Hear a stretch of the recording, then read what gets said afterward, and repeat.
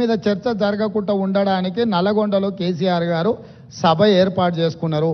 నల్గొండ జిల్లాలో మనుషులు దొరకకపోతే పాత ఉమ్మడి మహబూబ్నగర్ జిల్లాలో కల్వకుర్తి నుంచి బస్సులు పెట్టి జనాలను దొలకపోయారా? బస్సులు 100 ఉన్నాయి, మంది 10 మంది ఊరు. నీ ఏషం అట్లుంది చంద్రశేఖరరావు. కాబట్టి ఇంత ఓపికగా ఇక్కడికి వచ్చి ఈ వాస్తవాలను చూసి అధికారులు ఇచ్చిన వివరాలు కానీ ప్రతిపక్ష పార్టీగా మేము చెబుతున్న విషయాలను కానీ మీరందరూ ఒక బేరీజు వేసుకొని చంద్రశేఖరరావు గారి యొక్క కుట్రలను కుతంత్రాలను తిప్పికొట్టాల్సిన బాధ్యత తెలంగాణ సమాజం మీద ఉన్నది. కవులు, కళాకారులు, మేధావులు అందరూ కూడా కాళేశ్వరానికి రండి. ఒకప్పుడు కాళేశ్వరం ప్రాజెక్టు కట్టినప్పుడు ప్రారంభోత్సవానికి జగన్మోహన్ రెడ్డి గారిని పిలిచిండ్రు, ఫడ్నవీస్ గారిని పిలిచిండ్రు. గ్రామాల నుంచి బస్సులు పెట్టి వేలాది మందిని తరలించండి ఇక్కడికి. మరి ఇవాళ అదే కాళేశ్వరం చూడడానికి ప్రతిపక్షాలను తెస్తే ఒక్క టీఆర్ఎస్ ఆయన కూడా పత్తకలేడు. మీరు అద్భుతం కట్టినప్పుడు ఈ అద్భుతాన్ని చెప్పుకోవడానికి మీకు మంచి అవకాశం కదా.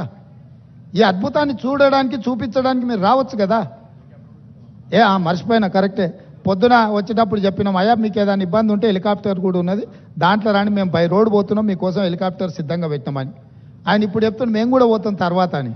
ఏడుకోతావా? కాళేశ్వరం కాదు, కాశీకి పోవాలి నువ్వు. ఇంకా బిచ్చం ఎత్తుకోవడానికి ఇంకా నీకు మిగిలింది అది ఒకటే. కాశీకి పోయి సన్యాసం పుచ్చుకోవాల్సిందే చంద్రశేఖరరావు నువ్వు. సరే, ఇక ఆయన చీకటి మిత్రుడు. బీజేపీ వాళ్ళు కూడా ఎవరు రాలే ఇప్పటి వరకు.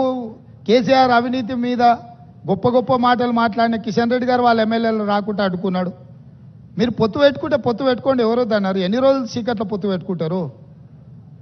రాబోయే పార్లమెంట్ ఎన్నికలలో మీ పొత్తు సంగతి ప్రజలకు ఎట్లాగో చెప్పాల్సే వస్తుంది.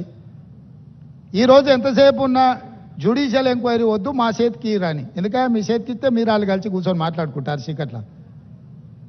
బీజేపీ వాళ్ళు వస్తారని మేము ఆశించినాం. ఎందుకంటే ఇంతకాలం కేసీఆర్ అవినీతి మీద సిబిఐ కేసులు అప్పచెప్పారు, కేసీఆర్ అవినీతిని తేల్చాలి అని అన్నారు.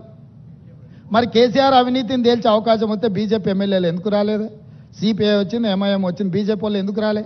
ఇవాళ రానోళ్ళు ఇద్దరే, బీఆర్ఎస్, బీజేపీ. మీ ఇద్దరు వైఖరి ఒకటేనా? మీరిద్దరు ఒకే రకంగా ఆలోచన చేస్తురా? మీరిద్దరు కలిసే ఈ విషయంలో ఒకే రకమైన విధానంతో ఉన్నారా? ఈరోజు బీజేపీ ఇది ప్రభుత్వ అధికారిక కార్యక్రమం, శాసనసభలో స్పీకర్ అనుమతితో ఏర్పాటు చేసిన కార్యక్రమం. ఇది కాంగ్రెస్ పార్టీ కార్యక్రమం కాదు. మాతో భిన్నాభిప్రాయాలు ఉండేవాళ్ళు కూడా ఇక్కడికి రావచ్చు. మా అభిప్రాయాలతో ఏకీభవించే వాళ్ళనే పిలవలే మేము. మా అభిప్రాయాలతో విభేదించే వాళ్ళని కూడా వాస్తవాలను చూడడానికి ఈరోజు ఇక్కడికి ఆహ్వానించినాము. కాబట్టి ఇప్పటికైనా బీజేపీ తమ వైఖరిని స్పష్టం చేయాలి. మీరు చంద్రశేఖరరావు గారి అవినీతిని కాపాడడానికి ఏమైనా ప్రయత్నం చేస్తారా? లేకపోతే చంద్రశేఖరరావును శాసనసభలో నిలదీసి జరిగిన అవినీతి మీద చర్యలు తీసుకోవడానికి రాష్ట్ర ప్రభుత్వానికి సహకరిస్తారా? మీ వైఖరి కూడా స్పష్టంగా చెప్పాల్సిందిగా బీజేపీని మేము డిమాండ్ చేస్తున్నాం.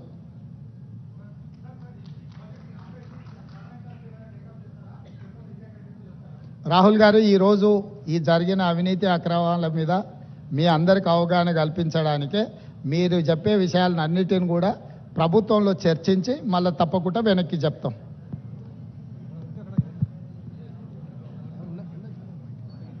మైకే